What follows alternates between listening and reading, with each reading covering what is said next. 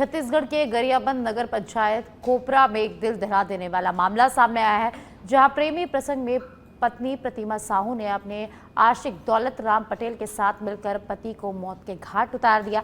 घटना एक सप्ताह पूर्व 25 जुलाई की है। दरअसल प्रतिमा साहू का पति चुम्मन साहू और उसका प्रेमी दौलत पटेल एक ही साथ विद्युत विभाग में कार्य करते थे और गांव के ही रहने के चलते उसके घर आना जाना था, जिससे उसकी पत्नी से करीबियां बढ़ गई। 25 जुलाई को पति को रास्ते से हटाने की यह साजिश रची गई और पति को शराब पिलाकर मौत के घाट उतार दिया गया। दूसरे दिन ज्यादा शराब पीने से मौत होने से की बात फैली और गांव वालों ने अंतिम संस्कार भी कर दिया। लेकिन साहू के पिता को शक होने पर जब पुलिस ने मामले की जांच की तो पत्नी ने घटना को स्वीकार किया। थाना पांडुका अंतर्गत ग्राम कोपरा में दिनांक 25 जुलाई को चुम्मन लाल साहू की मृत्यु हुई थी, जिसे घर वालों ने सामान्य मृत्यु समझकर दाह संस्कार और अन्य सारे रिचुअल्स पूरे कर लिए थे।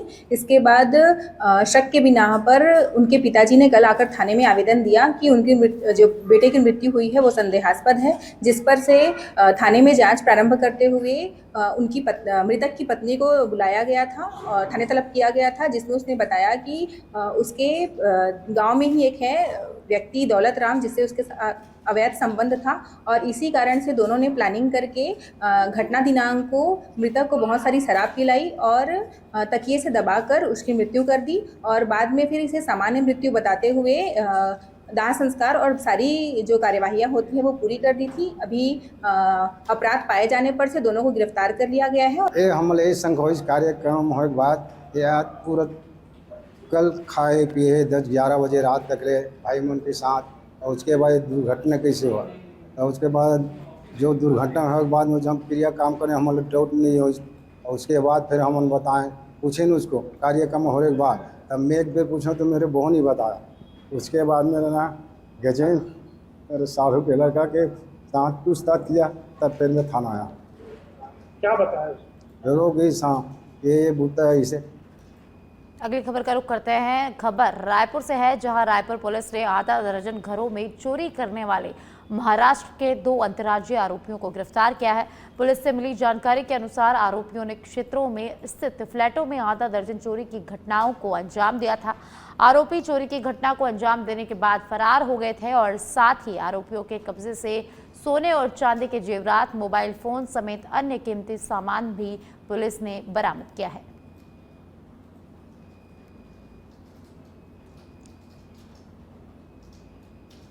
छत्तीसगढ़ सरकार शिक्षा व्यवस्था को बेहतर बनाने के लिए जहां कई योजनाएं चला रही है, वहीं कुछ गैर जिम्मेदार शिक्षक इन प्रयासों को पलीता लगाने में लगे हुए हैं। ऐसा ही एक मामला सामने आया है एमसीबी जिले के भरतपुर विकासखंड के सुदूर वनांचल ग्राम मेहदोली की शासकीय प्राथमिक शाला से, जहां पदस्थ एक शिक्षक लगातार शराब के नशे में स्कूल आता है और बच्चों को पढ़ाने के बजाय आपत्तिजनक हरकतें करता है। ग्रामीणों का कहना है कि जब इस स्कूल की स्थापना हुई तब गांव में उम्मीद की एक किरण जागी थी। लोगों को लगा था कि उनके बच्चे भी अब अच्छी शिक्षा प्राप्त कर जिले और राज्य का नाम रोशन करेंगे, लेकिन बीते कुछ सालों में यह सपना टूटता दिख रहा है। इसके बावजूद शिक्षा विभाग के जिम्मेदार अधिकारी अब तक पूरी तरह से मौन हैं। जब इस मामले को मीडिया ने उठाया तब जाकर प्रशासन की नींद टूटी। जिला शिक्षा अधिकारी आरपी मीरे ने बताया कि आपके माध्यम से यह मामला मेरे संज्ञान में आया है, जांच कर आवश्यक कार्रवाई की जाएगी। आपके माध्यम से यह जानकारी प्राप्त हुई है तो मैं अपने विकासखंड शिक्षा अधिकारी और संकुल प्राचार्य शैक्षिक समन्वय को भेजूंगा, उसके निरीक्षण कराऊंगा और निरीक्षण में भी दिन ब दिन वो वाकई में शराब की नशे में विद्यालय आता है और में हमारे बच्चों पे गलत प्रभाव पड़ता है तो निश्चित उसके विरुद्ध अनुशासनात्मक कार्रवाई की जाएगी। सर, ऐसा लग रहा है कि सर ये जो अध्यापक शराब पी के आ रहे हैं बच्चों पर गलत असर पड़ता होगा इसको सीधा तौर पर। हाँ, बच्चों के निश्चित रूप से कोई भी शिक्षक इस तरह से शराब या अन्य मद्यपान करके विद्यालय में आना। छत्तीसगढ़ के बेमेतरा जिले में एक आम नागरिक न्याय के लिए लगातार प्रशासनिक दरवाजों पर दस्तक दे रहा है, लेकिन अब तक कोई सुनवाई नहीं हुई है। बेमेतरा कलेक्टर कार्यालय के बाहर जहां आज गंभीर मामला सामने आया है। शिकायतकर्ता गोपाल वर्मा 5 सालों से न्याय की गुहार लगा रहा है। 2020 से लेकर 22 जुलाई 2025 तक की तमाम शिकायतों और मुआयना रिपोर्टों पर बेमेतरा पुलिस ने कोई ठोस कार्रवाई नहीं की। आखिरकार हार थक कर गोपाल कलेक्टर कार्यालय पहुंचे और कलेक्टर रणवीर शर्मा को ज्ञापन सौंपा।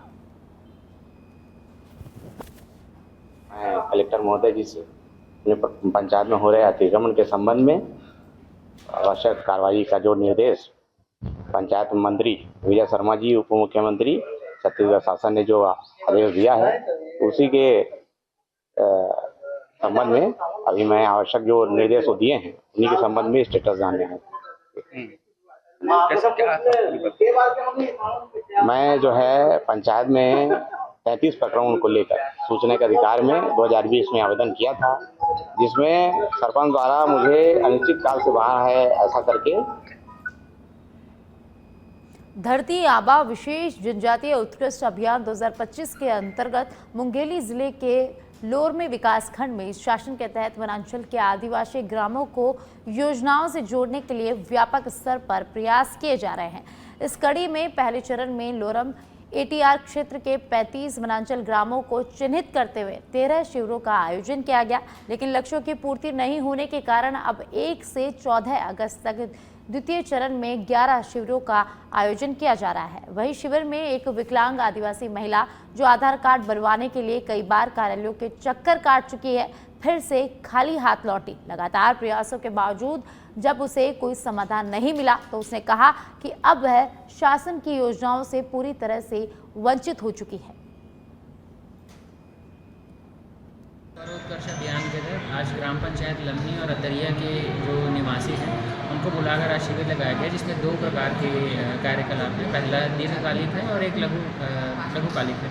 तो तत्कालिक वाले में आज हम लोगों ने आधार कार्ड, राशन कार्ड और जन्म प्रमाण पत्र, निवास और आय प्रमाण पत्र के हितग्राहियों को लाभान्वित किया है, जिसमें जो पिछले गैप था और वर्तमान में जो गैप है उसको फुलफिल करने का पूरा प्रयास किया गया है। वर्तमान में भी नहीं बने हुआ जाते तो नहीं, तब नहीं बना मुनीरा पैसा नहीं मिला, वो नहीं मिला, लेकिन के आधार कार्ड नहीं बने हैं।